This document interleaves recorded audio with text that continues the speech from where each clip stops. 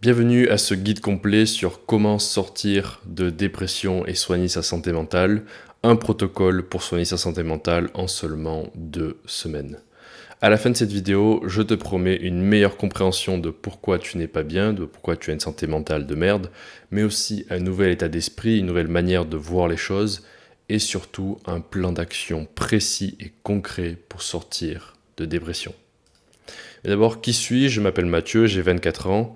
Et il y a 2 ans et demi, j'étais au bord du gouffre. Je vivais en appartement avec ma copine, mais je détestais ma vie. J'étais addict aux jeux vidéo, à Instagram, à YouTube, et je regardais quasiment tous les jours de la pornographie. En seulement 2 semaines, j'ai su me reprendre en main. Je suis passé de dépressif qui pense à mettre fin à ses jours à sportif plein d'espoir pour l'avenir. Et j'espère que grâce aux conseils que je vais te donner dans cette vidéo, tu pourras appliquer la même transformation.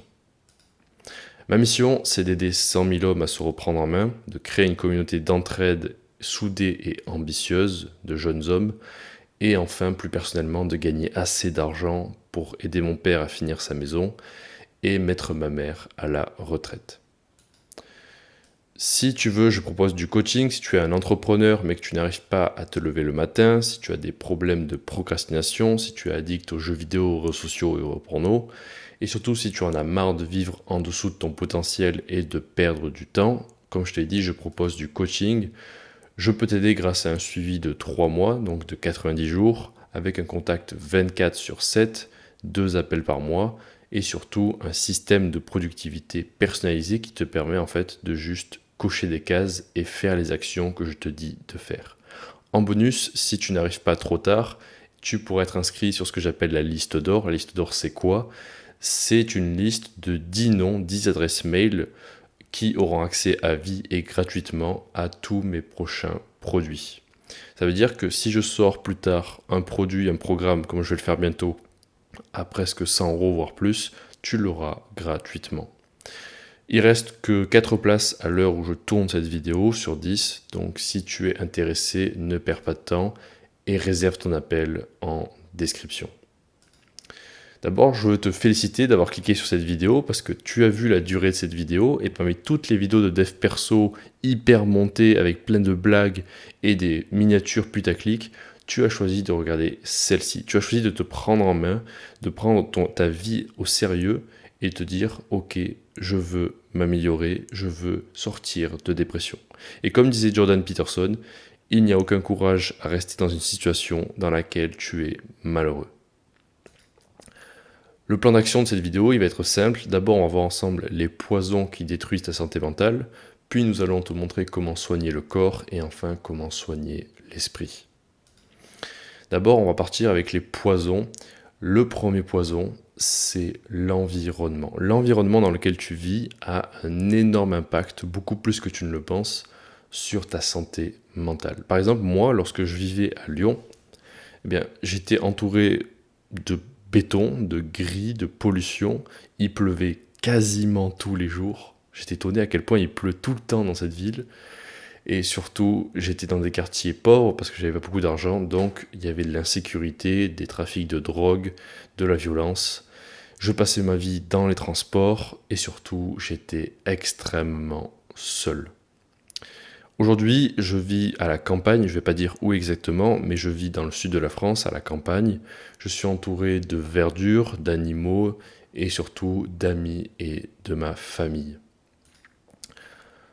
Ne sous-estime surtout pas le pouvoir de l'environnement. Là, c'est une capture d'écran de Google Maps, c'est exactement le bâtiment dans lequel je vivais. Je vivais là au premier étage d'ailleurs. Vu la lampe qu'il y a dans le reflet, c'était à l'époque où j'y habitais. Donc possiblement que j'étais dans cet immeuble à ce moment-là.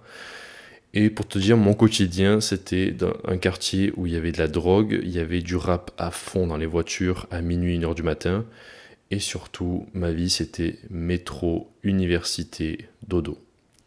Aujourd'hui, je vis ici, c'est une vue de mon jardin, avec des oiseaux. Littéralement, là, il y a des oiseaux à ma fenêtre le matin. Et je suis entouré d'oiseaux, de poules, d'animaux. J'ai un tracteur. Oui, j'ai un tracteur, je suis un youtubeur fermier. Et surtout, je peux voir les couchers de soleil. Tu n'imagines pas, et on va en parler plus tard, à quel point le fait de pouvoir voir l'horizon, de pouvoir voir un coucher de soleil, c'est important pour ta santé mentale.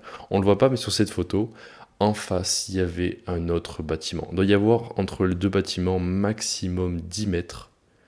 Donc littéralement, là, je regardais à ma fenêtre et qu'est-ce que je voyais? Je voyais quelqu'un d'autre qui me regardait à sa fenêtre. Quelles actions concrètes tu peux prendre pour changer ton environnement? Déjà, tu peux acheter une plante. Pourquoi une plante? Eh bien, parce qu'il y a une étude que j'adore qui a été menée sur des patients en rémission de cancer. L'étude, elle est simple. Ils ont mis un patient dans une chambre sans fenêtre, avec rien au mur, juste une chambre d'hôpital classique. Ils ont mis un autre patient dans une chambre avec un tableau random, d'une bataille navale ou d'un truc historique. Puis ils ont mis un patient dans une chambre avec un tableau de nature. Et enfin, ils ont mis, celle qui est le plus intéressant, ils ont mis un patient dans une chambre avec de grandes baies vitrées avec une vue sur une forêt. Surprise, surprise, le patient qui avait la vue sur la forêt a guéri le plus rapidement. Après, c'était le patient avec un tableau de forêt. Puis c'était le patient avec juste un tableau. Et enfin, le patient qui a été le plus lent à guérir, c'est le patient qui n'avait aucune vue, rien du tout. Et cette étude, elle est folle parce que c'est pas juste le fait d'avoir une baie vitrée et une forêt, c'est le fait que même en ayant une image de nature, ta santé mentale et ta guérison accélèrent. T'as pas besoin de vivre comme moi à la campagne, même si c'est l'idéal, pour aller mieux. Donc déjà, la première chose à faire, c'est d'acheter une plante. Et le fait d'avoir une plante dans ton appartement ou dans ta chambre va t'aider, que tu le crois ou non, à aller mieux. Déjà, le fait que une plante, tu dois t'en occuper. Et du coup, ça te donne une mini-responsabilité, quelque chose d'extérieur sur lequel compter. Puis ce que tu peux faire aussi, qui a très bien marché pour moi, c'est de changer la disposition de ta chambre. Vraiment changer l'ordre de ton lit, inverser avec ton bureau, ça peut t'aider à aller mieux. Pourquoi? Parce que ça va créer un changement d'habitude dans ton cerveau, comme si c'était un nouveau lieu, comme si tu avais déménagé. Et du coup, ça peut marquer le départ d'une nouvelle vie. Ce que tu peux faire aussi, qui est tout simple, c'est faire le ménage régulièrement. Tu peux pas avoir une bonne santé mentale si ta chambre c'est le bordel, si ça pue le renfermer, s'il n'y a pas d'air, s'il y a beaucoup de poussière. Bien sûr que physiquement et mentalement, tu n'iras pas bien. Donc fais quelque chose déjà, c'est passe l'aspirateur, vide ta poubelle et ouvre tes fenêtres. Enfin, si vraiment ça va toujours pas, comme moi quand j'étais à Lyon, tu peux déménager. C'est vraiment la solution la plus extrême et si t'as pas les moyens, c'est pas très grave, tu as toutes ces actions-là. Mais si tu peux, fais-le. Moi, quand j'étais à Lyon, j'étais tellement dépressif et je me disais, il y a quelque chose qui va pas dans ma vie, mais en fait, c'était surtout la ville. La ville, Lyon, pue la merde. Voilà. C'est une des pires villes dans lesquelles j'ai été. C'est violent, il fait moche, il y a quelques verdures en centre-ville, mais le reste, c'est gris, gris, gris. Ma santé mentale a vraiment s'est améliorée du moment où j'ai déménagé chez mes parents. Maintenant, ce que je veux que tu fasses, c'est que tu mettes en pause cette vidéo et que tu ailles faire ton lit. Là, maintenant, tu mets en pause la vidéo. Parce que si tu veux vraiment, sérieusement, te prendre en main et arrêter d'être en dépression, il faut que tu prennes cette vidéo au sérieux. C'est pas juste une vidéo de plus, c'est une vidéo avec des actions concrètes. Donc ce que je veux que tu fasses là, c'est vraiment, mets en pause la vidéo, je t'attends, et tu vas faire ton lit. Pourquoi faire son lit? Parce que c'est la toute première action qui m'a mené vers la guérison.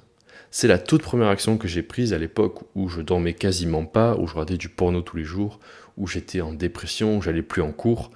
La première chose que j'ai faite, c'est de faire mon lit. C'est comme ça que ça a commencé. Le deuxième poison, bien sûr, tu t'y attendais, c'est les addictions. Tu ne te soigneras pas si tu ne supprimes pas la pornographie, les jeux vidéo, l'alcool, le cannabis et les réseaux sociaux. C'est évident, mais ça vaut la peine de le rappeler. Nous vivons dans un capitalisme limbique. Qu'est-ce que ça veut dire? C'est que tout est fait pour exploiter ton système de récompense, le système limbique, et te faire te sentir déprimé. Tu n'as probablement pas de dépression. Ça, c'est le truc que je voulais te dire le plus tôt possible, il y a de fortes chances pour que, contrairement à ce que tu penses, tu n'as pas de dépression. Laisse-moi t'expliquer. Il y a de fortes chances que si tu vas voir un psychologue aujourd'hui, il va te dire dépression. Tu lui racontes ta vie, il te dit dépression. Et qu'il veuille te prescrire des antidépresseurs. Je ne suis pas fondamentalement contre les antidépresseurs, seulement le problème, c'est pas la solution, mais le diagnostic. La dépression, c'est quelque chose de maladif, c'est une maladie, c'est un état maladif du cerveau. La dépression, c'est pas un état passager émotionnel. C'est une vraie maladie. Donc il y a de fortes chances que tu ne sois pas dépressif, mais que tu sois juste fatigué, que ton cerveau soit saturé de distractions, que tes récepteurs de dopamine soient cramés. Lorsque tu consommes trop de substances qui stimulent ta dopamine, donc pornographie, jeux vidéo, alcool, cannabis, réseaux sociaux, ça va faire une surcharge et ça va griller tes récepteurs de dopamine. Donc ce qui reçoit la dopamine et ce qui fait que tu te sens bien. C'est comme si tu veux des petites ampoules sur lesquelles tu envoies un haut voltage, vraiment une grosse charge électrique. Les ampoules vont griller. Là c'est pareil, tu as juste les récepteurs qui sont grillés. Heureusement, dans cette vidéo, je vais te montrer comment justement retrouver des bons récepteurs et un bon niveau de dopamine. Mais en attendant, admets que ton cerveau, il est cramé, il n'en peut plus, mais ça ne veut pas dire que tu es en dépression. Et c'est ce que je vais te montrer dans cette vidéo. Si tu étais en dépression, au-delà de 2 semaines, en appliquant tout ce que je te dis, tu n'y arriverais toujours pas. Là, si au bout de 2 semaines, tu fais tout ce que je te dis, tu ne seras plus en dépression, tu iras beaucoup mieux. Et enfin, ne sois pas dans le déni, j'en vois beaucoup dans mes vidéos en commentaire qui sont dans le déni. Les jeux vidéo, ce n'est pas quelque chose qui te détend, c'est tout le contraire. Si tu regardes des images d'IRM de geeks, de gamers, lorsqu'ils jouent, c'est tout sauf de la détente, c'est de la suractivité. Donc ne sois pas dans le déni, les jeux vidéo font partie des addictions. Qu'est-ce que tu peux faire pour gérer toutes tes addictions et même les quitter? Déjà, tu peux supprimer ou désactiver seulement Instagram, Snapchat, TikTok, toutes les applications de merde. Mais tu peux aussi installer un bloqueur de shorts pour YouTube, je te mets le lien en description. Tu peux aussi supprimer Steam et ranger la console au placard. C'est ce que j'ai fait il y a 2 ans et demi. J'ai pris ma PS4, je l'ai mis dans son carton d'origine et je ne l'ai plus jamais sorti. C'est radical, mais réfléchis vraiment, ne sois pas dans le déni avec ça. Est-ce que vraiment les jeux vidéo, ça t'amuse tant que ça? Est-ce que vraiment... C'est simple, si tu veux savoir si les jeux vidéo c'est bien ou pas pour toi, joue pendant 2 heures et regarde à la fin de la partie si tu es heureux. Si tu te sens bien, si tu te sens énergique, si tu es content d'avoir joué. Probablement pas. Probablement qu'à l'inverse, tu regrettes d'avoir fait ça. Tu te dis, merde, j'aurais dû faire autre chose. Franchement, je suis une merde. Pourquoi j'ai joué à la console? C'était nul, c'était même pas si bien que ça. Ce que je veux que tu fasses aussi, c'est de supprimer tout ce qui est sorti de boîte de nuit, de soirées alcoolisées, au moins pour les 2 semaines qui arrivent. De ce que j'ai observé, déjà l'alcool, c'est terrible pour la santé mentale, c'est évident, mais les gens qui vont en boîte régulièrement sont en dépression. Ce sont des gens qui ont une santé mentale de merde, et s'ils prétendent s'amuser, c'est juste pour oublier leur quotidien. C'est parce que leur quotidien est insupportable qu'ils sortent autant. Là maintenant, ce que je veux que tu fasses, c'est que tu prennes ton téléphone et que tu supprimes tous les réseaux de ton téléphone. Donc Snapchat, Instagram, TikTok et même YouTube. YouTube, tu peux le regarder sur le PC avec ton bloqueur de short, mais pas sur le téléphone. Là maintenant, supprime tes réseaux. C'est fait. Allez, on peut avancer. 3e poison, qui est le plus important et le moins abordé sur YouTube, c'est le mindset, ton état d'esprit, comment tu penses. La raison pour laquelle tu n'arrives pas à t'en sortir, c'est que tu as un fixed mindset. Fixed mindset, qu'est-ce que c'est? Ça a été théorisé par Carol Dweck, une chercheuse, je crois, de Stanford, si je ne me trompe pas, qui, à force d'étudier les enfants et ses étudiants, a remarqué qu'il y avait 2 types de mindset. Il y a le fixed mindset et le growth mindset. Donc le mindset fixe et le mindset de croissance. Probablement que si tu es en dépression là actuellement, tu as un fixed mindset. C'est-à-dire que tu penses que la réussite tient à des privilèges, la réussite tient à la génétique, au talent, et que tu ne peux pas t'en sortir, qu'il n'y a pas moyen que tu ailles mieux. Et que même si tu vas mieux, dans quelques mois, tu retomberas à la case départ. C'est ça un fixed mindset, c'est croire que on a un certain niveau et qu'on ne peut pas changer. Le growth mindset, à l'inverse, c'est croire que tu peux changer. C'est croire que tout ce qui est humainement possible, tu peux l'atteindre. C'est croire que si quelqu'un d'autre a réussi, toi aussi. Et j'espère qu'avec cette vidéo, tu adoptes un growth mindset en voyant que si moi je m'en suis sorti, parce que pour rappel, j'avais quand même cette tête-là. Si toi aussi tu as à peu près cette tête-là, j'espère que tu as le growth mindset et que tu te dis je pourrais être ce type-là après. Parce que j'ai rien de particulier. Je te dis là maintenant, je suis quelqu'un de normal qui fait des efforts extraordinaires. Mais à la base, je suis quelqu'un de normal. J'ai rien de particulier, j'ai pas vraiment de talent. Je veux dire, à l'école, j'étais moyen, et quand je me suis mis à travailler très dur, je suis devenu très très bon, mais j'ai jamais eu de vrai talent.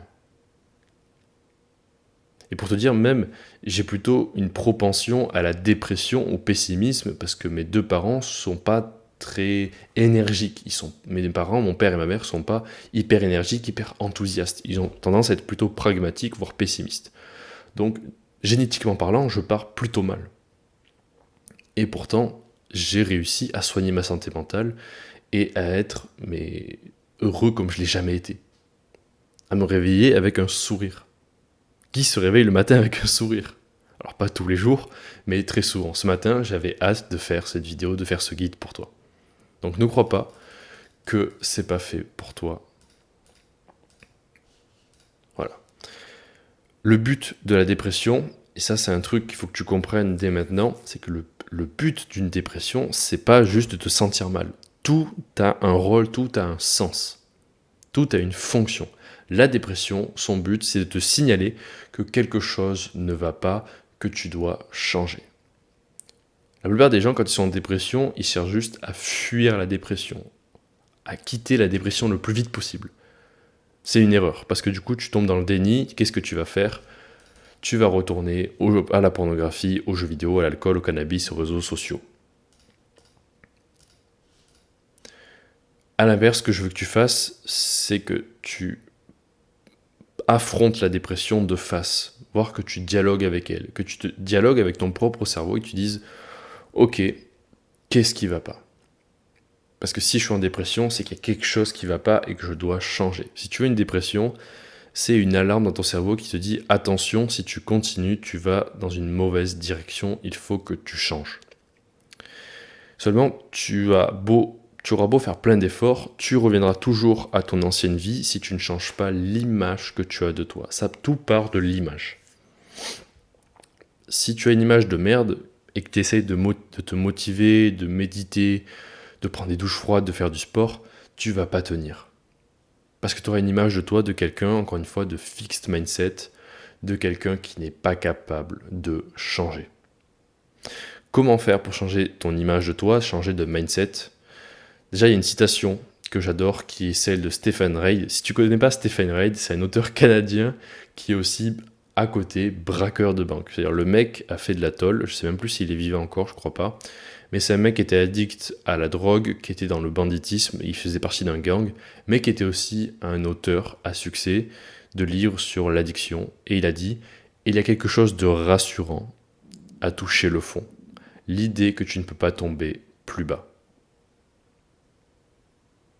Si tu es en dépression là maintenant, c'est parce que tu es dans quelque chose de confortable. Admets-le que, contrairement à ce que tu penses, si tu es en dépression, si tu as une santé mentale de merde, c'est en partie parce que tu as peur de changer.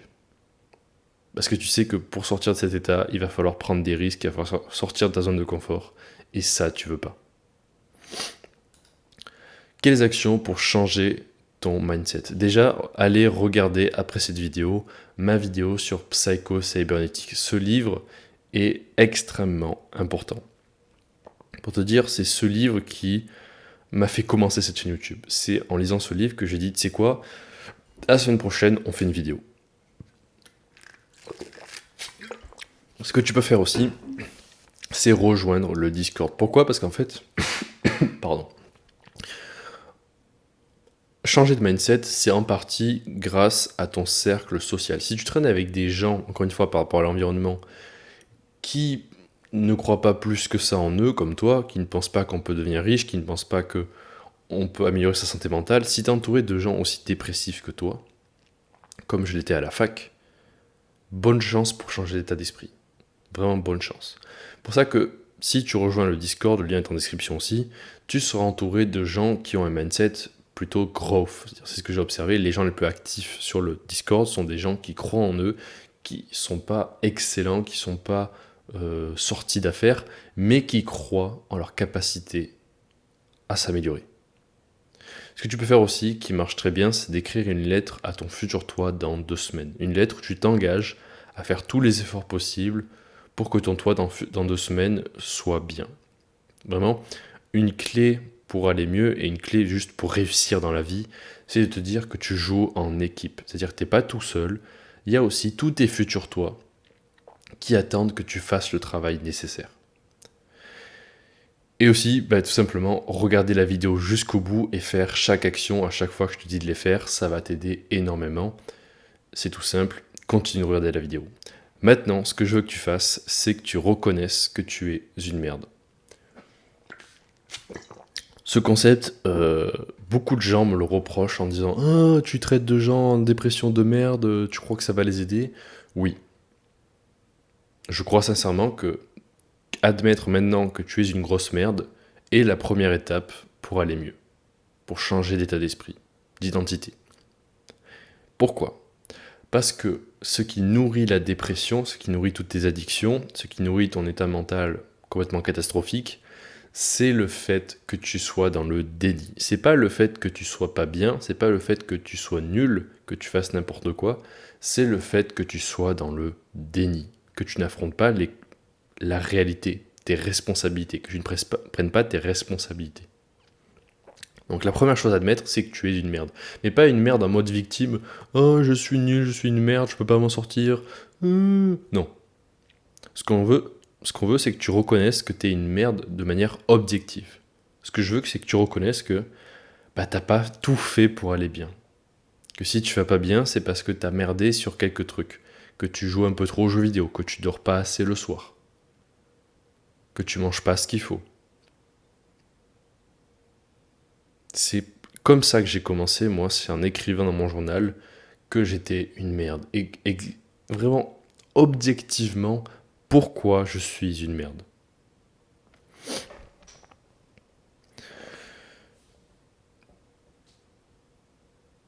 Maintenant, je veux pas non plus que tu t'acharnes sur toi-même. Je veux quand même que tu aies un peu d'espoir, comme je l'ai dit, avec le growth mindset, et te dire, ok, je suis une merde, mais je peux m'en sortir. Je comprends que, en fait, ça peut paraître paradoxal de se dire, je peux m'en sortir, mais je suis une merde, mais c'est ça, en fait, la relation. C'est pour avoir une destination, pour progresser, il faut déjà poser un point de départ. Si t'as pas de point de départ, tu peux pas progresser, tu peux aller nulle part parce que tu es nulle part. Donc, reconnais que tu es une merde là maintenant. Tu peux le dire à voix haute, je suis une merde. Pourquoi? Parce que, objectivement, je regarde du porno, parce que je joue aux jeux vidéo, parce que je consomme de la drogue, parce que je me couche tard. Là, on a vu ensemble, du coup, comme je te l'ai dit, les poisons qui détruisent ta santé mentale. Maintenant, on va aborder tout ce qui est remède, tout ce qui est soigner le corps, plus concrètement, tout ce qui est apport positif. Là, les poisons, c'était tout ce qui est frein, tout ce que tu dois enlever de friction. Là, on va voir tout ce que tu dois ajouter dans ta vie. D'abord, pour soigner le corps, bien évidemment, on va parler de l'exercice physique, du sport. Probablement que tu es déjà au courant si tu regardes cette vidéo ou si tu me suis, mais le body, c'est tellement dur à dire, le body positivisme t'a menti. Tout ce mouvement-là, toute cette idéologie-là qu'on voit dans les médias, ce n'est que du pur mensonge. Être bien dans son corps, ce n'est pas mieux, supérieur à être en bonne santé. C'est du déni. Comme je te l'ai dit encore une fois, la dépression se nourrit du déni. le body positivisme est une vaste fumisterie. Et ça m'étonne que ça ait pris de l'ampleur parce que dès le départ, ça se voyait que c'était des conneries. Le body positivisme, c'est simple, ce sont des gens qui sont dans le déni et qui préfèrent changer toute la société plutôt que de changer eux-mêmes, plutôt que de s'inscrire à la salle de sport et de perdre du poids. Donc être en bonne santé battra toujours le fait d'être bien dans son corps. Pour te dire, si t'es pas en bonne santé, tu seras jamais bien dans ton corps. L'activité physique aussi, pourquoi c'est important? Parce que ça produit de la dopamine, des endorphines et de la testostérone.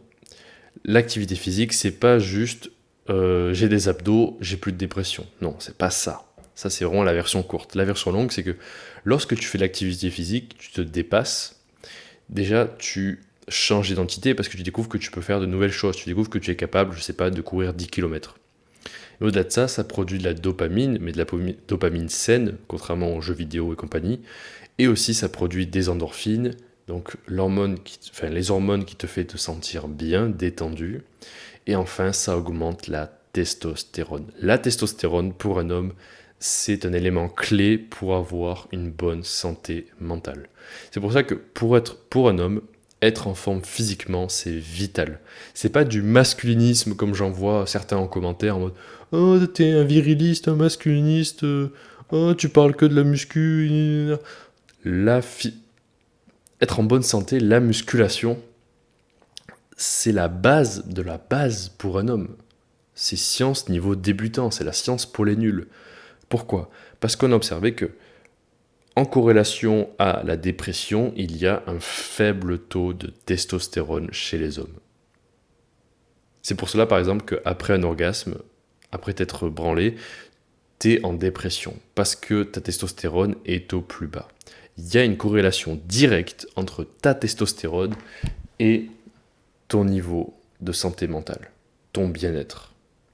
Donc si tu veux corriger ta santé mentale, si tu veux être plus en forme et plus optimiste, focus sur la testostérone, sur l'activité physique. Quelle activité physique? Tu peux faire un peu ce que tu veux honnêtement, mais je dirais principalement course à pied et musculation. Comme disait Aristote, non, c'est même pas Aristote, c'est Socrate d'ailleurs, comme disait Socrate, c'est une honte pour un homme de vieillir sans voir la beauté et la force dont son corps est capable. Voilà, ça c'est le physique que j'ai à peu près actuellement et je me suis jamais senti aussi bien. Et là encore, j'étais en prise de masse, maintenant je suis en sèche, donc je suis encore plus énergique. Et ça, ça c'est une photo de moi chez mon ostéo où je faisais un chantier et je m'ennuyais l'après-midi. Et du coup, j'ai pris une tête de pelleteuse à 31 kg et je faisais des bicep curls avec. Voilà, c'est pour te dire qu'en fait, activité physique, c'est pas juste avoir un bon physique dont tu es fier. Bien sûr, là, tu vois, je suis fier de mon physique, j'ai pas un physique parfait, mais pour quelqu'un de naturel, au bout de 2 ans, c'est pas mal par rapport à ce que j'étais avant. Mais c'est aussi le fait d'être plus actif et plus enfanté, en fait. J'ai remarqué que le fait de faire du sport, ça m'a redonné des capacités physiques et ça m'a redonné envie de grimper aux arbres et de faire des conneries. D'être comme tu es apte avec ton corps, comme tu es capable de faire des choses avec ton corps, ben, tu as plus envie de bouger. C'est un cercle vertueux. Quelles actions tu peux faire? C'est simple, faire une transformation physique. Faire une transformation physique, c'est la base. Si tu es un homme que tu as entre 15 et 25 ans et que tu fais pas actuellement de transformation physique, je sais pas ce que tu fous. Tu n'imagines pas à quel point c'est important de faire une transformation physique et d'avoir un corps athlétique pour un homme. Pour moi, c'est nécessaire et vital. Tu ne peux pas avoir de bonne santé mentale si tu n'as pas un corps athlétique, si tu ne fais pas de transformation physique. Heureusement, tu n'as pas besoin de regarder 36 vidéos comme moi je l'ai fait. Tu n'as pas besoin de passer des heures et des heures sur Internet pour commencer. Tout ce que tu as besoin, c'est de télécharger en description mon guide gratuit. C'est gratuit, ça fait 30 pages, il y a la base de la base, il y a tout pour commencer et réussir tes 3 premiers mois de transformation physique. Ce que tu peux faire aussi, comme je l'ai fait, c'est courir une fois par semaine et de préférence, comme je l'ai dit plus tôt, en nature, en forêt, du moment qu'il y a des arbres et du vert, c'est mieux pour toi. Enfin, tu peux faire aussi les défis dans la communauté Discord. Chaque semaine, je donne des défis. Souvent, c'est des défis physiques, mais ça peut être des défis sociaux, ça peut être des défis de temps d'écran. Mais ça peut t'encourager avec d'autres gens à justement faire des choses, relever des défis et dépasser tes limites. Maintenant, ce que je veux que tu fasses, c'est que tu te lèves et que tu fasses 10 pompes. Voilà, je vais le faire avec toi là maintenant. Tu te lèves et on fait 10 pompes.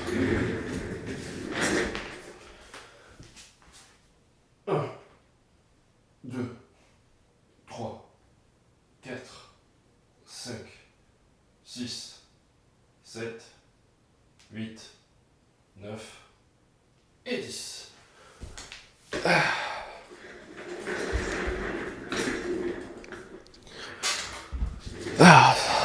Le matin, ça fait du mal un peu. Voilà. Je suis fier de toi si tu as fait ces 10 pompes. Ça veut dire que tu es quelqu'un de sérieux qui passe à l'action, qui prend au sérieux cette vidéo. Si t'as pas fait tes 10 pompes, va les faire maintenant. Je les fais moi, donc tu peux les faire toi aussi. Puis, pour soigner le corps, il y a bien sûr tout ce qui est alimentation. Ce que tu manges égale ce que tu penses. Je veux que tu imprimes cette équation et que tu la mettes à ton mur ou sur ton frigo. Ce que tu manges égale ce que tu penses. Pourquoi ? Comprends que ton cerveau, pour bien fonctionner, il utilise un gros pourcentage de ce que tu manges, des ressources que tu manges, pour bien fonctionner. Le cerveau est très consommateur en énergie, très énergivore. C'est pour cela que après 6-7 heures de travail à ton bureau ou à réviser, tu te sens fatigué, mais pas que mentalement, mais aussi physiquement. Tu as envie de rien faire parce que ça t'a pris énormément de ressources. Ce que je veux dire aussi, c'est que toute l'industrie sait ça. Elle le sait, elle est au courant que ce que tu manges égale ce que tu penses. Et que si tu manges des conneries, tu vas pas être capable d'être très performant mentalement. Il y a ce qui s'appelle, dans l'industrie agroalimentaire, le bliss point. Qu'est-ce que le bliss point ? C'est le point parfait entre salé et sucré. C'est le point vraiment, tu sais, où c'est un peu caramélisé, c'est sucré, un peu salé, et c'est vraiment si tu veux, c'est le point où l'aliment produit le plus de dopamine, produit le plus d'endorphine, a le meilleur goût possible. C'est pour cela qu'aujourd'hui, il y a du sucre dans tous les aliments, même dans les aliments à base salée, il y a du sucre aussi. Pourquoi ? C'est pour atteindre ce bliss point. Rends-toi compte qu'il y a des scientifiques actuellement là dans des labos qui sont payés très cher pour te rendre addict, fainéant et idiot. D'ailleurs, petite théorie du complot de ma part, je pense qu'il y a une alliance, qu'il y a des accords entre l'industrie agroalimentaire, du fast-food, et Big Pharma. Je pense qu'entre McDo et Big Pharma, il y a des accords pour rendre les gens malades, feignants, idiots, pour qu'après Big Pharma leur vende plein de médicaments. Quel est le lien entre être un idiot, feignant, et manger McDo ? Déjà, c'est lourd à digérer. Et donc, au lieu que toute ton énergie soit dans ton cerveau, elle va aller dans ton estomac pour processer la nourriture, pour la digérer. Autre chose aussi, c'est que tu n'as pas les nutriments nécessaires pour que ton cerveau fonctionne correctement. Concrètement, il y a trop de sucre. Ton cerveau n'a pas évolué avec du sucre. Pendant des milliers, des millions d'années, nous n'avions pas de sucre. Nous avions peut-être quelques fruits, mais nous n'avions pas de sucre. Nous avions de la viande, quelques légumes quand c'était pas l'hiver, mais sinon nous avions surtout de la viande. Et oui, n'en déplaise aux véganes, nous, en tant qu'Européens, nous avons surtout mangé de la viande.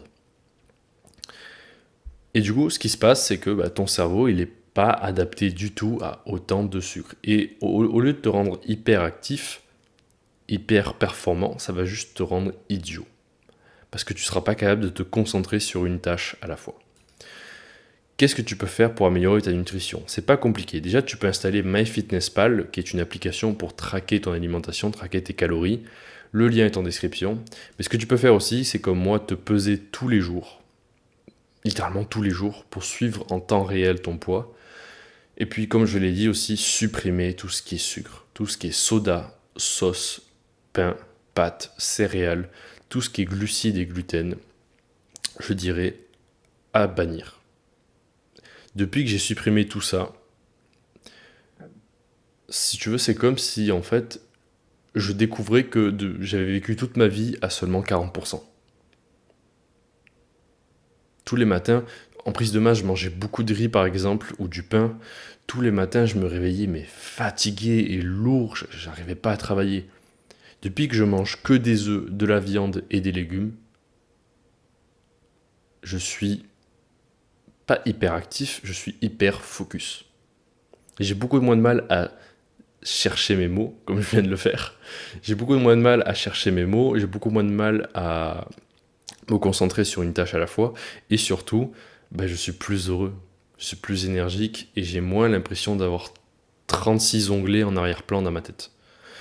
Ce que tu peux faire aussi, qui est extrêmement efficace, que tout le monde sous-estime, c'est faire un jeûne de 24 heures. C'est-à-dire pendant 24 heures, tu ne vas pas manger, tu vas juste boire. C'est pour moi le truc le plus sous-coté de tout le dev perso. Le jeûne de 24 heures est extrêmement puissant. Pour te dire, je me sens jamais aussi bien que lorsque je suis à jeun. Et parfois, j'aimerais ne plus pouvoir manger, juste pour rester dans cet état de bien-être.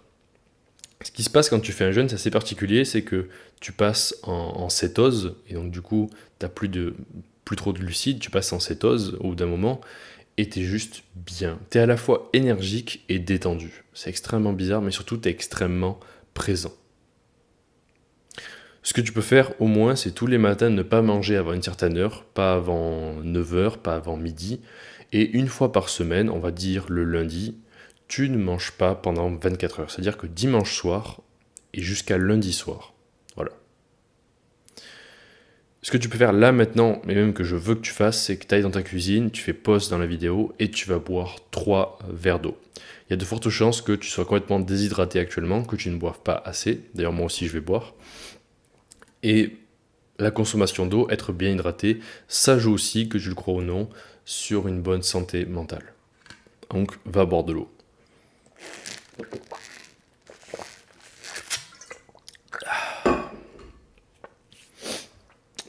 Puis pour soigner le corps, il y a aussi bien évidemment le sommeil. Le sommeil est responsable d'à peu près 80% de ta santé mentale. Une journée où t'as pas assez dormi, t'es quasiment sûr à 100% d'avoir des symptômes de dépression, d'avoir de l'anxiété, d'avoir des doutes quant à tes capacités de réussir. Si t'as pas bien dormi, si t'as pas dormi minimum 8 heures, tu peux être sûr que tu vas être crevé et que tu auras une santé mentale de merde. Les Français, actuellement, dorment en moyenne 6h42 par nuit. Comme je t'ai dit, justement, le minimum, c'est 8 heures. On est à 6h42. Sauf qu'en réalité, ils ne dorment que 5 heures, voire moins. Pourquoi ? Parce qu'en fait, quand ils disent ne dorment en moyenne, c'est pas ils ont mis des électrodes ou des IRM du cerveau des Français pendant qu'ils dorment. Non, ils ont demandé aux Français à quelle heure vous vous couchez, à quelle heure vous vous levez. Sauf que l'heure où tu te couches et l'heure où tu te lèves, c'est pas du temps à dormir. En vérité, il y a peut-être 1 heure ou 2 heures en moins où tu t'endors, où tu essaies de t'endormir, où tu te réveilles en pleine nuit puis tu te rendors. Tu t'en souviens pas le lendemain matin, mais quand tu alternes sommeil profond et sommeil paradoxal, il y a des petites phases où tu te réveilles, où tu dors pas. Donc en réalité, c'est pas 6h42, c'est plus 5 heures. Et pas étonnant qu'aujourd'hui les Français soient plus dépressifs que jamais, ils ne dorment quasiment pas. Le minimum, c'est 8 heures. Dernière chose, dis-toi que la qualité de ton sommeil importe plus que la quantité de ton sommeil. Ça veut pas dire que c'est pas important de dormir 8 heures, ça veut dire que tu peux dormir 10 heures, mais te réveiller crevé. Moi, c'est ce qui m'est arrivé. Je dormais 10 heures, je me couchais à minuit, je me levais à 10 heures quand j'étais à Lyon, et j'étais KO. Vraiment, je pouvais rien faire. Pourquoi ? Eh bien parce qu'en fait, c'est la qualité de ton sommeil qui compte. Le soir, ce que je faisais, c'est que je jouais aux jeux vidéo, je m'énervais même sur le jeu vidéo, je jouais à Assassin's Creed Valhalla en mode hardcore. J'allais me coucher hyper énervé, j'allais sur YouTube et puis je me couchais. Et le lendemain, je me réveillais crevé. Pourquoi ? Parce que j'avais un sommeil de merde. J'étais hyper actif dans mon sommeil. Et il aurait mieux fallu que je dorme 5 heures sans jeu vidéo que je dorme 10 heures avec du jeu vidéo. Qu'est-ce que tu peux faire pour soigner ton sommeil? Déjà, tu peux faire le protocole 10, 3, 2, 1, 0. Qu'est-ce que ça veut dire? Ça veut dire que 10 heures avant ton coucher, tu dois arrêter la caféine. Tu ne dois pas boire de café à moins de 10 heures avant ton sommeil. Puis 3 heures avant, tu dois arrêter de manger et de boire. 2 heures avant, tu dois arrêter de travailler. 1 heure avant, tu dois déconnecter, tu dois éteindre tous les écrans, même ton téléphone. Achète un réveil manuel à l'ancienne où tu appuies sur le bouton. Ça coûte, moi je l'ai payé 20 € le mien. Et enfin, 0 réveil. Ou plutôt 0 deuxième réveil. C'est-à-dire que 0, j'appuie sur le réveil pour l'éteindre et je me rendors et j'attends le deuxième réveil. Ce que je veux dire, c'est que tu peux pas le matin appuyer sur le réveil, te rendormir et te dire « Ah ben j'ai gagné une demi-heure de sommeil ». Non, c'est pas une demi-heure de sommeil. Ce que tu fais, c'est que tu repars dans un nouveau cycle de sommeil et tu repars en mode sommeil profond, sommeil paradoxal. Et du coup, si tu interromps ton sommeil au bout d'une demi-heure à nouveau pour te lever, vraiment pour de vrai, bah, tu vas être possiblement encore plus crevé que si tu t'es levé une demi-heure avant. Ça peut paraître paradoxal, mais si tu te rendors seulement pour une demi-heure le matin, tu peux être plus crevé la journée que si tu t'étais levé à l'heure. Donc 0 de je me rendors. 0 deuxième alarme. Ce que tu peux faire aussi, c'est acheter du sparadrap sur Amazon et le mettre sur la bouche pour respirer que par le nez. C'est très bon pour la santé. Mais aussi, encore une fois, supprimer le sucre. Supprimer tout ce qui est fast-food, gluten, tous ces trucs-là qui niquent ta digestion, niquent ton intestin et t'empêchent de dormir. Et enfin, tu peux acheter aussi des rideaux écrans, c'est-à-dire des rideaux noirs, profonds noirs, qui ne laissent pas passer la lumière du jour. C'est très bien si, comme moi, tu te couches tôt. Moi, je me couche à 19h. Donc, s'il y a ne serait-ce qu'un rayon de lumière dans ma chambre, je ne peux pas dormir. Donc, tu peux acheter des rideaux écrans. Maintenant, ce que je veux que tu fasses, c'est que tu programmes ton réveil pour demain matin 30 minutes plus tôt. Ce que tu vas faire, c'est que chaque jour, tu vas te réveiller une demi-heure plus tôt. Et donc te coucher, bien sûr, une demi-heure plus tôt. Donc si d'habitude, tu te lèves à 8h, tu vas mettre un réveil à 7h30. Voilà, on vient de voir ensemble comment soigner le corps par l'activité physique, le sommeil et l'alimentation. Maintenant, on va voir la dernière partie, le plus important, comment soigner ton esprit. Première chose, bien évidemment, tu t'y attendais, probablement que dès que tu as vu la miniature et le titre, tu t'es dit « Ok, ça va parler méditation ». Et bien sûr, on va parler méditation. Nous passons nos vies à essayer de fuir le moment présent. C'est la maladie de notre époque, c'est la fuite du moment présent, c'est l'éternelle distraction. Sauf que, un truc que personne ne t'a dit, que tous les docteurs devraient te dire mais qui ne te diront jamais, c'est que tu peux soigner beaucoup de choses par le jeûne, mais aussi par ta respiration. Ta respiration peut influencer ton système nerveux. Ta respiration peut changer ta manière de penser, peut changer ton humeur. Tu peux passer de très stressé à détendu seulement avec quelques exercices de respiration, en quelques minutes. Le but de la méditation, c'est de passer des pensées automatiques à des pensées manuelles. Une pensée automatique, c'est les pensées que tu as tout au long de ta journée, quand tu vas à l'école, quand tu es en train de travailler. C'est les pensées du style « je suis une merde, rien ne va dans ma vie ». C'est les pensées du style « et si j'allais manger ci, et si j'allais manger ça, et si j'allais sur YouTube ». Et en général, les pensées automatiques, elles sont tellement rapides que tu n'as même pas le temps de te rendre compte que tu penses. C'est-à-dire que tu vas sur YouTube et après coup, tu te dis « Ah merde, mais attends, je vais sur YouTube, j'avais pas prévu d'aller sur YouTube. Oh non, je suis encore retombé dans la pornographie. Comment j'ai fait? Je m'en suis même pas rendu compte. » C'est parce que tu es en mode automatique. Le but de la méditation, c'est de passer du mode automatique au mode manuel. C'est-à-dire de prendre conscience de tes pensées, mais au-delà, de générer les pensées que tu veux. De garder que celles que tu veux. Comment fonctionne la méditation? Pour faire simple, c'est un carré. La méditation, c'est un carré. tu commences à être dans le moment présent. Tu fermes les yeux. Je suis là maintenant. Je me concentre sur la voix de Mathieu. Je suis là maintenant. Et puis au bout de quelques secondes ou quelques minutes, si t'es fort, tu vas commencer à penser à d'autres trucs, à avoir des distractions. Tu vas avoir une musique dans ta tête, tu vas avoir peut-être ton jeu vidéo préféré, tu vas avoir peut-être des flashs de porno, tu vas penser à ce que tu dois faire, à tes devoirs, tu vas être distrait. Mais tu vas pas t'en rendre compte.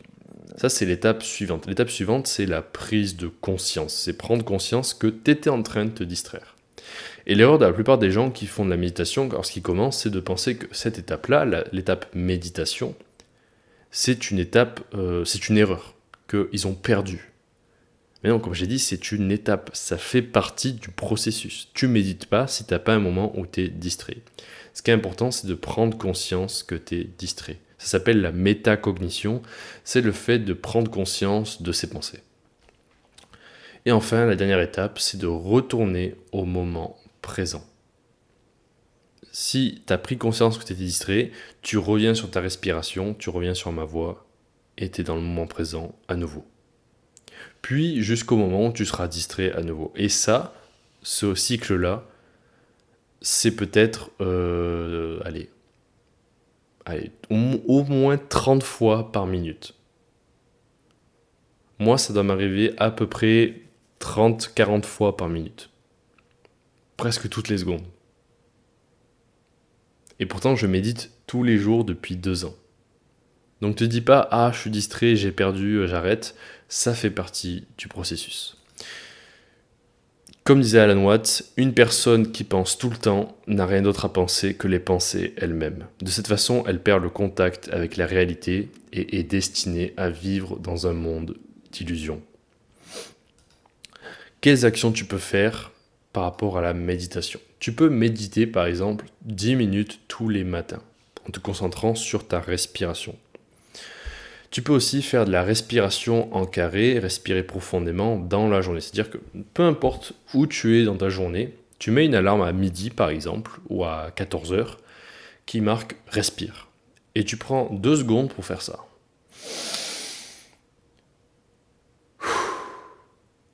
Ce que ça va faire, c'est que ça va court-circuiter ton mode automatique. Parce que dès que tu te réveilles, tu passes en mode automatique jusqu'au soir. Donc c'est important que dans ta journée, tu aies des alarmes qui te disent « Attention, là maintenant, sois dans le moment présent ». Et enfin, le soir, pour te détendre, tu peux faire du NSDR ou du Yoga Nidra. Tu tapes sur YouTube Yoga Nidra 10 minutes français et tu auras des vidéos à écouter. Tu auras celle de Cédric Michel normalement, qui va te permettre de te détendre. Là, tout ce que tu as à faire, c'est à te coucher dans ton lit avec un casque et d'écouter les instructions et ça va te détendre énormément. Ce que je veux que tu fasses là, maintenant, c'est que tu mettes en pause la vidéo et que tu ne fasses rien pendant 1 minute. Donc, tu mets une alarme de 1 minute et tu ne fais rien. Vraiment rien du tout.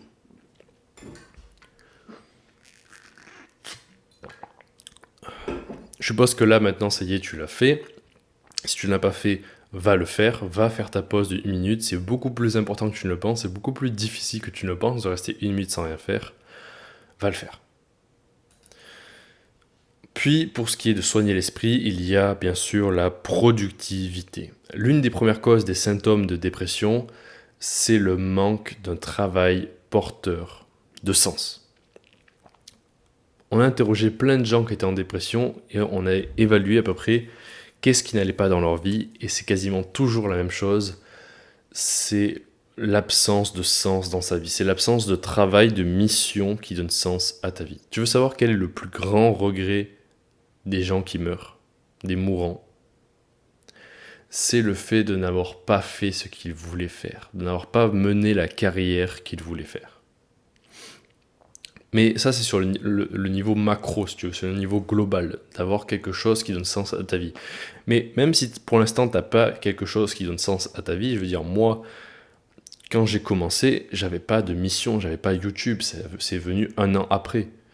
Mais ça veut pas dire que pendant 1 an, j'étais en dépression, parce qu'il y a aussi le niveau micro. Concrètement, au niveau de ta journée, tu dois avoir une structure. Si tu n'as pas de structure dans ta journée, ça revient à laisser ton cerveau reptilien, ton mode automatique, choisir à ta place ce que tu dois faire. Bien sûr, il va choisir les réseaux sociaux, le porno et les jeux vidéo, parce que c'est le plus facile, c'est le plus plaisant sur le court terme. Ton cerveau reptilien, ce qu'il veut, c'est le court terme. Mais par contre, travailler, ça n'a pas à être quelque chose d'imposé et de douloureux. Souvent, lorsqu'on pense, probablement lorsque je te dis travail, le mot travail, tu penses à des efforts, tu penses à souffrir, tu penses à essayer de te concentrer pendant une demi-heure, mais tu n'arrives pas, et abandonner. La vérité, c'est que tu te sentiras mieux après 1h30 de travail, de deep work, que 3 heures de YouTube. Pense vraiment à la fin à comment tu te sens. Ça peut être désagréable sur le moment, et encore, si tu fais quelque chose qui te plaît, ça sera pas tellement désagréable, mais reste que à la fin de 1h30 de travail, tu te sens tellement mieux qu'après 3 heures de YouTube, qu'après 3 heures de jeux vidéo.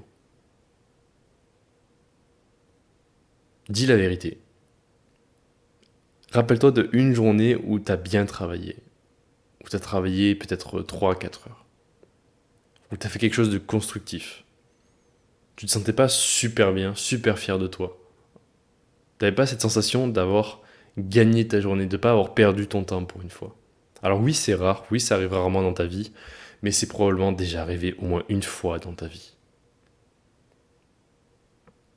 1h30 de travail est plus plaisant, fera plus pour ta santé mentale que 3 heures de YouTube.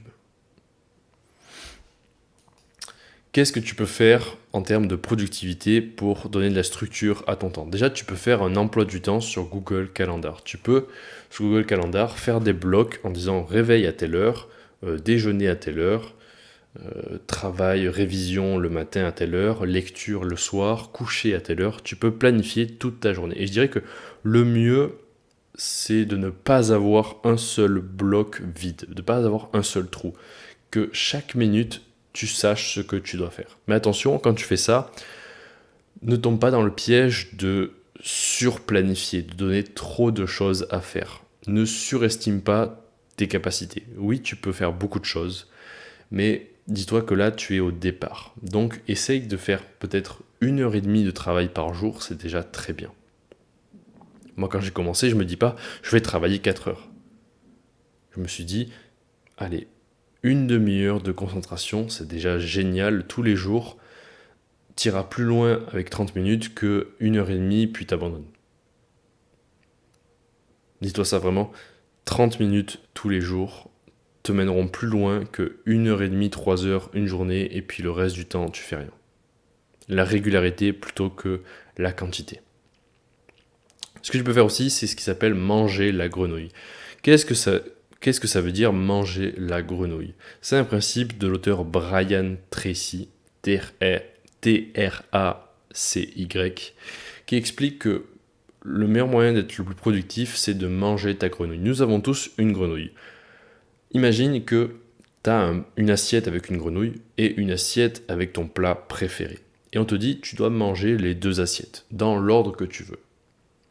Quelle assiette tu manges en premier? J'ai mon ventre qui gargouille juste à penser à mes lasagnes que je dois manger. Mais si tu as ton assiette de ton plat préféré, moi c'est les lasagnes, et une assiette avec une grenouille, qu'est-ce que tu manges en premier? Probablement que tu vas me répondre, je mange la grenouille en premier parce que c'est le plus désagréable, et puis comme ça après je peux manger mes lasagnes tranquille, j'aurais pas à penser à la grenouille. Et pourtant, tu manges la grenouille. Tous les matins, tu manges pas... Non, c'est l'inverse, pardon. Pourtant, je me confonds maintenant. Tous les matins, tu manges les lasagnes. Tu manges ton plat préféré. Et tu ne manges pas la grenouille. Tu dis que tu veux manger la grenouille d'abord, mais au final, tu fais tout l'inverse. Quelle est ta grenouille? Peut-être que c'est tes révisions, peut-être que c'est faire des vidéos YouTube, peut-être que c'est faire un projet important. Et ce projet, tu procrastines dessus. Tes révisions, tu procrastines dessus. Tu les reportes à l'après-midi, puis au lendemain, puis au surlendemain. Et à la place, tu vas jouer aux jeux vidéo. Les jeux vidéo, c'est tes lasagnes, c'est ton plat préféré. Donc même si logiquement, là maintenant, tu me dis, oui, il faut manger la grenouille d'abord, puis les lasagnes après, concrètement dans ta vie, tu fais tout l'inverse. Et dis-toi que ce principe-là fait toute la différence entre les gens qui réussissent et les gens qui ne réussissent pas. Entre les gens qui ont une santé mentale de merde et qui se plaignent en mode oh la vie c'est difficile, et les gens qui agissent et qui progressent. Soit tu manges tes lasagnes, soit tu manges la grenouille. Donc un truc que tu peux faire là maintenant, c'est identifier quelle est ta grenouille, quelle est l'action la plus importante. Et enfin, ce que tu peux faire aussi, c'est traquer tes habitudes. Qu'est-ce que c'est que traquer ses habitudes? C'est simple, regarde. C'est avoir sur une feuille ou... Attends, je vais agrandir l'écran. Voilà. C'est avoir sur une feuille ou dans un cahier comme je fais moi, un tableau avec des habitudes et tu coches lorsque tu as fait l'habitude et tu mets une croix rouge ou tu mets rien lorsque tu n'as pas fait l'habitude. La raison pour laquelle là c'est vide, c'est parce qu'en fait juste j'ai arrêté de traquer mes habitudes parce que j'oubliais en fait. J'ai juste oublié de le faire. J'étais tellement dans mon travail que j'ai oublié. Traquer ses habitudes, extrêmement important, surtout au départ. Lorsque tu commences une nouvelle habitude, c'est très facile d'arrêter, d'oublier, comme moi je l'ai fait là d'ailleurs, d'oublier et d'arrêter. Qu'est-ce que tu dois mettre dans ton tracker d'habitude? Au minimum, la méditation, le sport et le travail. Travail, on parle de ta grenouille. Ce que je veux que tu fasses là maintenant, c'est que tu planifies ta journée de demain. Que tu fasses un emploi du temps vite fait sur Google Calendar avec quelle heure je me réveille, qu'est-ce que je fais le matin, quelle est ma grenouille, est-ce que je vais à l'école à telle heure, est-ce que j'ai cours à telle heure, est-ce que j'ai travail à telle heure, quand est-ce que je mange, même qu'est-ce que je mange, que tu sois le plus précis possible. Encore une fois, c'est pour court-circuiter ton mode automatique qui va vouloir se lever plus tard, qui va vouloir manger les lasagnes plutôt que la grenouille et qui va vouloir aller sur YouTube ou sur TikTok, Instagram, jeux vidéo, tout ça. Planifie ta journée le plus dans le détail possible. Et puis, comme dit Danko, un YouTuber spécialisé, si tu veux, dans tout ce qui est productivité et création de contenu, si tu n'as pas de routine, quelqu'un d'autre t'en imposera une. Ce que ça veut dire, c'est que si tu n'es pas capable par toi-même d'avoir ton propre emploi du temps, tu peux penser que tu es libre et que tu fais ce que tu veux, tu regardes ta série préférée sur Netflix, que tu joues aux jeux vidéo, mais la vérité, c'est que tu n'es pas libre. Dans quelques mois, quelques années, comme tu n'auras rien foutu, tu devras prendre un job de merde et tu devras obéir à un patron. C'est ce qui m'est arrivé moi. À force de procrastiner et de ne rien foutre, qu'est-ce que j'ai dû faire? J'ai dû prendre un job de préparateur de commandes. Et soudainement, à telle heure précise, je devais aller travailler. J'avais une routine imposée par quelqu'un d'autre, par mon patron. Dernière chose extrêmement importante qui me tient à cœur pour soigner ta santé mentale et soigner ton esprit, tu dois avoir un journal. T'as pas besoin d'être Victor Hugo pour écrire dans un journal. Le simple fait d'écrire, juste écrire n'importe quoi, c'est thérapeutique, ça t'aide. Ce qu'a montré la recherche sur le journal, et oui, il y a des scientifiques qui mènent des recherches sur le journal, ce que ça a montré, c'est que le journal te permet en fait de revivre des émotions traumatiques. Donc a priori, c'est pas positif, tu vas revivre des choses négatives. Sauf que la différence, c'est que ça va te permettre de prendre du recul sur ces émotions, ça va être amoindri. En fait, ce que ça fait, c'est que tu revis une émotion en écrivant à propos de cette émotion. Par exemple, tu t'es embrouillé avec un pote dans ta classe. T'écris dans ton journal, tout à l'heure, je me suis embrouillé avec un tel. Le stress et la colère va revenir. La colère va revenir, mais amoindrie. Mais pas juste dans ton journal. Au quotidien, après, lorsque tu y penseras à cet épisode, tu auras pris de la distance et l'émotion sera amoindrie. Et le plus tu écris à propos d'un événement traumatique, le moins il a de pouvoir sur toi, le moins il sera traumatisant. Maintenant, je vais être honnête avec toi, écrire dans ton journal, ça ne va pas résoudre les problèmes concrets de ta vie. Écrire dans ton journal, ça va pas te rendre riche, ça va pas te faire arrêter d'aller sur YouTube, ça va pas te faire trouver une copine, ça va pas te faire réussir dans tes études. Écrire dans le journal, c'est pas du concret, c'est pas de l'actif. Par contre, ce que ça va faire, c'est que ça va changer la narration de ta vie. Ça va changer la manière dont tu perçois ta vie. Comprends que tes problèmes ne sont pas des problèmes, ce sont des opportunités. Seulement le problème, c'est que tu as un problème de perception de tes problèmes. Oui, ça fait beaucoup de problèmes dans une phrase. Ton problème, c'est la perception. C'est pas l'obstacle en lui-même. C'est pas le fait de ne pas avoir d'argent ou pas avoir de copine le problème. Le problème, c'est ta perception de ta situation. C'est quelle histoire tu te racontes. Consciemment ou pas, nous nous racontons tous une histoire sur ce qu'est notre vie, sur quelle direction elle prend, sur qui nous sommes.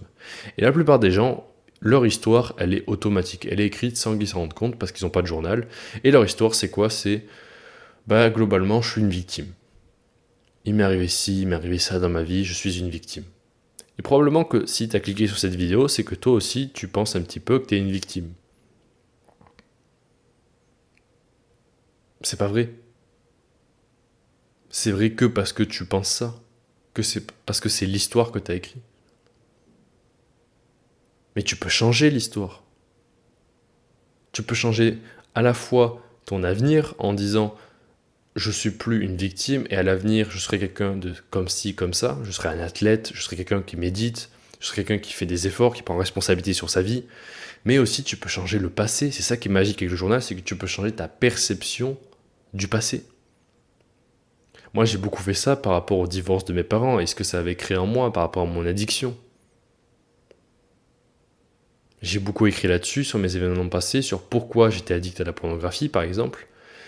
Et ça m'a permis de réécrire mon histoire. Et je suis passé de victime au porno, condamné en prison. Vraiment, j'avais l'image d'un prisonnier, à quelqu'un qui, justement, saisit cette opportunité qu'est l'addiction à la pornographie pour en apprendre plus sur le cerveau, pour avoir un business carrément, pour gagner de l'argent, pour aider d'autres gens, pour trouver un sens à ma vie. Et c'est pas Dieu m'a donné d'un coup une révélation en mode en fait le porno c'est ce qui va donner sens à ma vie. Non, pas du tout. C'est moi pendant des années qui ai écrit tous les jours dans mon journal. Pour te dire, regarde. Ça c'est tous les journaux que j'ai remplis depuis 2018. Il y en a encore plusieurs dans lesquels j'écris encore. Mais là, c'est complet. C'est des pages et des pages d'écriture. Donc, le journal, extrêmement important. Ne sous-estime pas le journal, mais encore une fois, tu n'as pas besoin d'être Victor Hugo pour écrire. Tu n'as pas besoin de mettre des formes, d'être littéraire. Tu peux écrire littéralement juste ce que tu penses. Dis-toi que des fois, dans mon journal, j'écris juste « je sais pas quoi dire ». Et ce qui est marrant, c'est que à chaque fois que je dis je sais pas quoi dire, ça finit toujours par au moins 2 pages de journal. C'est toujours comme ça, quand tu dis je sais pas quoi dire, tu finis par écrire beaucoup de choses. Qu'est-ce que tu peux faire en action? Bien sûr, tu peux acheter ton carnet, ton premier journal. Ce que tu peux faire aussi, c'est mettre journal, ajouter journal dans ton tracker d'habitude pour le faire tous les jours. Et ce que je te conseillerais, c'est d'écrire 15 minutes par jour. Tu peux écrire plus si tu le sens, mais je dirais 10-15 minutes par jour, c'est très bien pour évacuer les émotions de la journée, pour prendre du recul sur ta vie. Et encore une fois, même si tu n'as rien à dire, écris parce que c'est souvent là que tu vas écrire le plus. Ce que tu peux faire aussi, c'est écrire une lettre de gratitude à un proche. Je sais que ça peut paraître assez particulier et je sais que 99% des gens qui vont regarder cette vidéo, vont regarder ce guide, ne vont pas le faire, mais écrire une lettre de gratitude à un proche, c'est pas tellement pour le proche que pour toi. Oui, ça va être bien pour le proche, ça va lui faire plaisir, mais c'est surtout pour toi. Encore une fois, c'est la science du journal qui le dit. Écrire une lettre de gratitude va te permettre de te sentir mieux sur le long terme. Ce qui est fou, c'est qu'on a étudié des gens à qui on a demandé d'écrire, écrire une lettre de gratitude à un proche ou à quelqu'un que tu détestes, peu importe. Et on a observé des effets sur pas des semaines, pas des mois, mais des années. 6 mois, voire 1 an plus tard, lorsqu'on leur demandait de se rappeler de la lettre, on observait un niveau de dopamine et de sérotonine élevé. Les gens se sentaient mieux juste à l'idée de se rappeler de cette lettre. Moi, je l'ai fait, j'ai écrit ma lettre à mon ex, à ma copine avec qui je vivais à Lyon, et ça m'a permis de lui dire tout ce que j'avais jamais pu lui dire, parce que entre nous, j'étais pas vraiment quelqu'un de très sympa. Je disais rarement ce que je pensais, surtout lorsqu'il s'agissait de faire des compliments. Je faisais beaucoup de retours critiques. Donc j'ai écrit cette lettre pour dire tout ce que je pensais d'elle, en positif. Et aussi, ça m'a permis de faire un peu le deuil de notre relation, de passer à autre chose, de me dire voilà, j'ai dit tout ce que j'avais à dire, maintenant je peux passer à autre chose. Elle aussi, ça lui a fait du bien, je pense. Et je sais pas si elle a encore cette lettre, j'en sais rien. Mais reste que, encore aujourd'hui, là maintenant, quand je pense au moment où, à cette table de café juste en bas de chez moi, de chez nous, je lui ai donné cette lettre, ben je me sens bien. J'ai aucun regret à l'avoir fait. Je me dis, tu as fait ce que tu devais faire. Donc je t'encourage vraiment à faire cette lettre de gratitude. Tu peux l'écrire à ta mère, à quelqu'un de ta famille, à ton frère, à ta sœur, à un ami. Tu peux même l'écrire à, je sais pas, à quelqu'un que tu détestes. Ça peut paraître bizarre, mais encore une fois, c'est surtout pour toi et pas pour eux.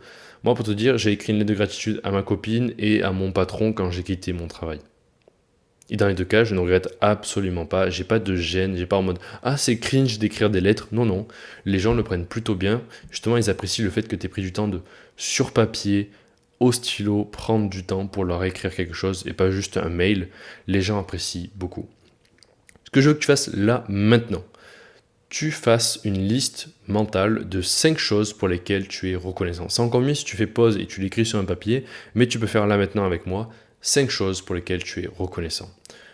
Allez, première chose, je vais dire, je suis reconnaissant que tu regardes cette vidéo, que tu sois encore là après une heure, presque une heure de vidéo, même plus d'une heure de vidéo. Je suis reconnaissant que tu regardes cette vidéo. Première chose. Deuxième chose,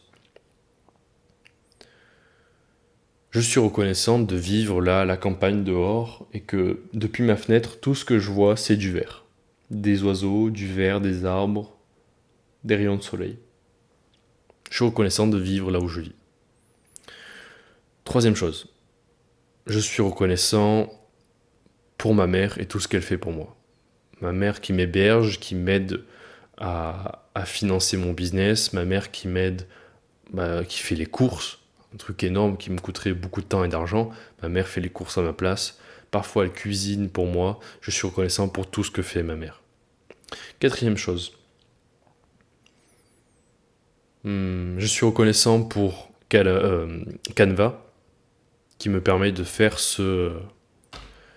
cet exposé-là, cette vidéo-là, ce guide-là. Je suis reconnaissant pour Canva.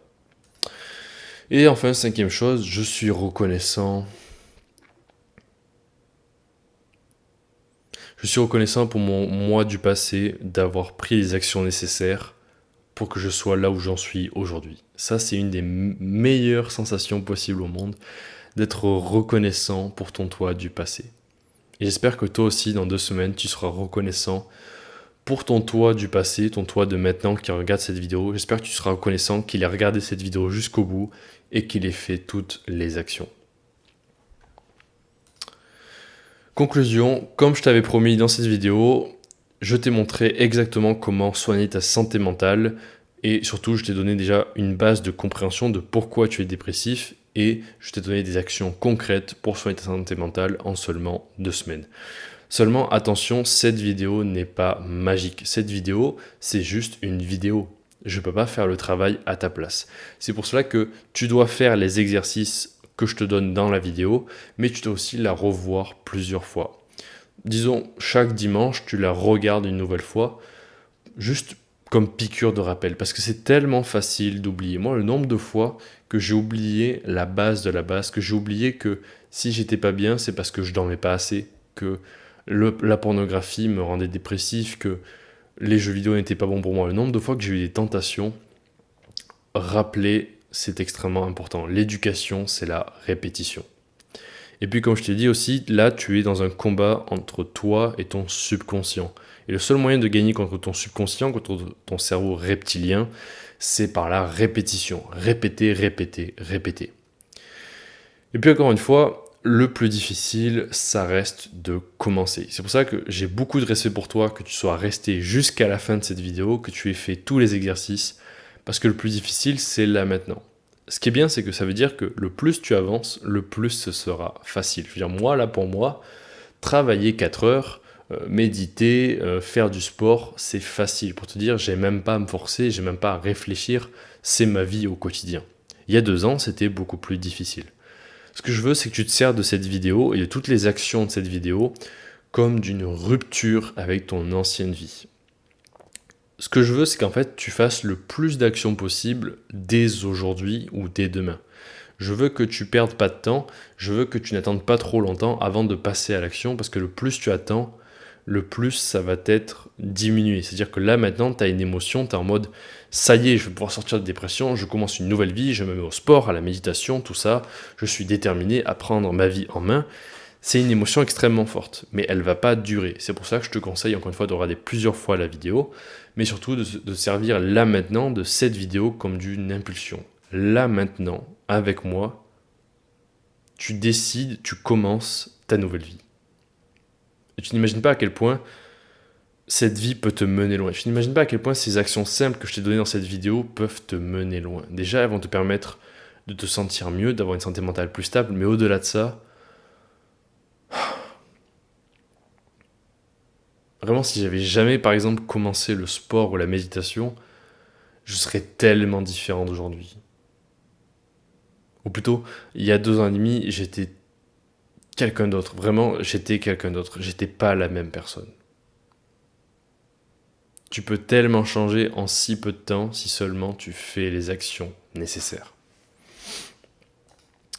Si tu aimes ce genre de contenu qui est beaucoup plus long, sans aucun montage et purement éducatif, tu peux t'abonner. Pourquoi? Parce que ça va d'un côté m'encourager à faire du contenu comme cela, parce que si je fais des vues, si j'ai des likes, ou si tout simplement j'ai des commentaires sous ces vidéos, ça va m'encourager positivement à répéter ce genre de contenu, à faire d'autres contenus. Et puis en général, l'algorithme YouTube va te prévenir la prochaine fois que je sortirai un guide, une vidéo de ce genre. Si tu veux plus de contenu exclusif de ce genre, plus de contenu éducatif, type dev perso, tu peux t'abonner à ma newsletter. J'envoie un mail par semaine. J'y mets beaucoup d'attention dans ces mails. J'essaie d'y mettre un peu d'humour, un peu de légèreté, et surtout que ce soit le plus court et efficace. Mais si tu veux plus de contenu, plus de valeur exclusive que tu n'auras pas en vidéo, tu peux t'abonner en newsletter. Le lien est aussi en description. Et enfin, ce que j'aimerais que tu fasses pour finir, c'est que tu écrives en commentaire déjà ce que tu as pensé de ce guide, mais au-delà de ça, quel genre de guide tu aimerais voir la prochaine fois? Quel problème tu veux que je t'aide à résoudre? Pour l'instant en tête, j'ai un guide sur la productivité, j'ai un guide sur tout ce qui est mindset, purement mindset, sur comment changer ta vision de toi-même, et surtout j'ai un guide, un très gros guide que j'aimerais faire sur tout ce qui est addiction. Dis-moi si tu as des idées en commentaire, j'aimerais beaucoup savoir. Et sur ce, je te remercie d'avoir suivi cette vidéo jusqu'au bout. Vraiment, si tu as su regarder la vidéo jusqu'au bout avec ma tête et ma voix, c'est que tu es en très bonne voie, tu es sur la bonne direction parce que déjà tu es capable de te concentrer sur quelque chose et surtout tu montres qu'encore une fois tu es prêt à investir du temps et de l'énergie pour ta propre vie, pour que tu ailles mieux. Et ça, je peux que l'admirer et le respecter.